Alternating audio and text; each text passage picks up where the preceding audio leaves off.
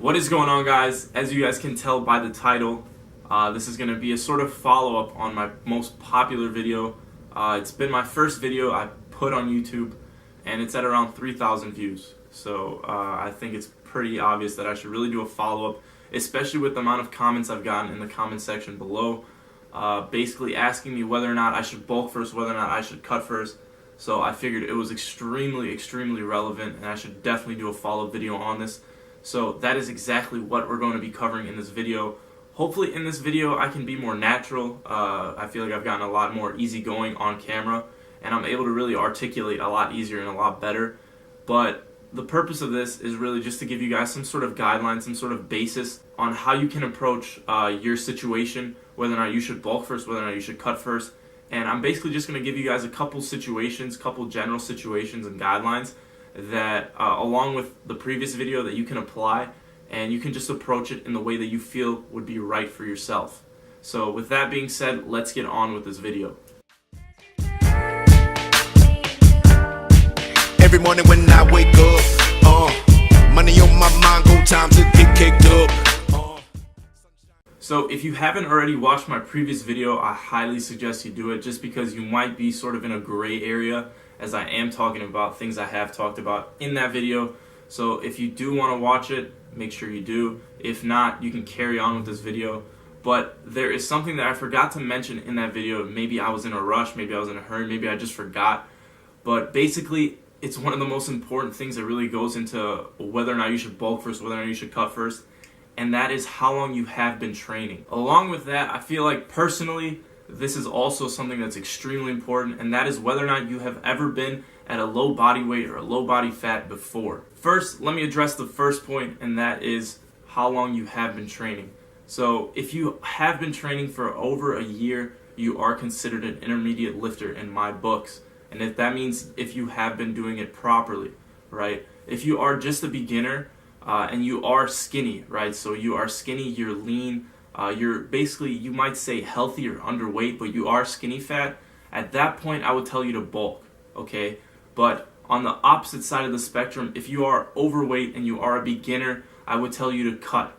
And here's the reason why. As I did mention in the previous video, the What is Skinny Fat video, your body does go through a process called body recomposition, especially as a beginner, okay? It goes through body recomposition a lot faster than an advanced lifter, an intermediate lifter, right? So that is why you are able to still cut, you're able to build muscle, just because that stimulus is going to be there. You're going to be lifting, you're going to be progressing, and you're going to go through progressive overload regardless that you are in a deficit. And if you don't know whether or not you're in a healthy range of basically body fat and body weight, an easy way to check this out, find a calculator online that calculates your body mass index, your BMI. And that's basically going to put you in a range, especially if you're a beginner. This is going to be a little bit more accurate, because with advanced lifters, it doesn't really factor in the amount of muscle mass. It just kind of factors in your height and weight. But as a beginner, you really don't have any sort of muscular development or muscle foundation. So this is going to be a pretty good guide, or a pretty good basis for you to really base off whether or not you should bulk first, whether or not you should cut first. On this calculator, you will see that there's a sort of range.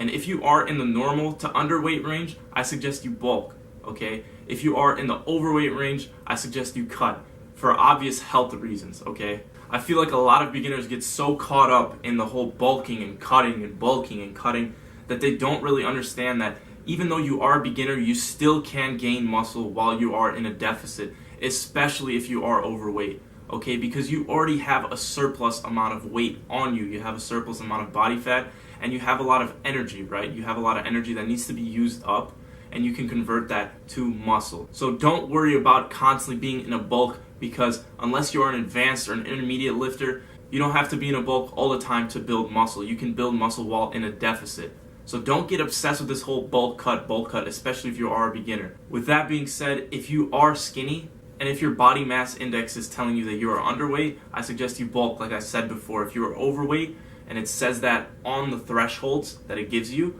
then cut down, right? And just focus on building strength in your compound movements, focus on your isolation movements, and just focus on progressive overload. Progressive overload meaning you up the weight, or you add another set, you add a couple reps each workout, and that way you know you're getting stronger. With that being said, let's move on to the next situations. Okay, let's say you are an advanced or an intermediate lifter. I wouldn't say advanced, but if you are an intermediate lifter and you are still skinny fat, I personally think that you are following the wrong program. Okay, being an intermediate lifter, especially after 1 year, that's usually the range, I would say, personally.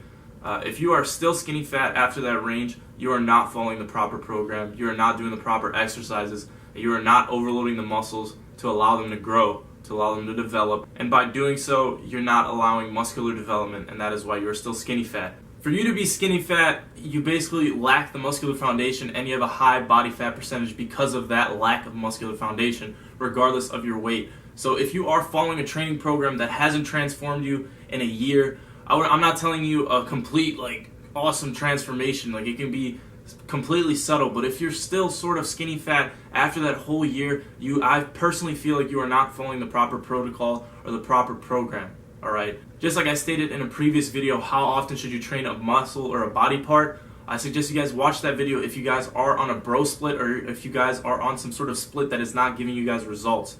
Okay, just because I personally feel like training frequency, so training 2-3 times a week on a certain muscle while allowing it to go through protein synthesis is going to be a lot more beneficial and is going to help you make more gains and help you stop being as skinny fat, especially after a year of lifting. So just to recap, as I did say previously in the video, you do want to check your BMI, your body mass index. You can find calculators online. I'll leave one in the description for you guys. I'll make it super convenient.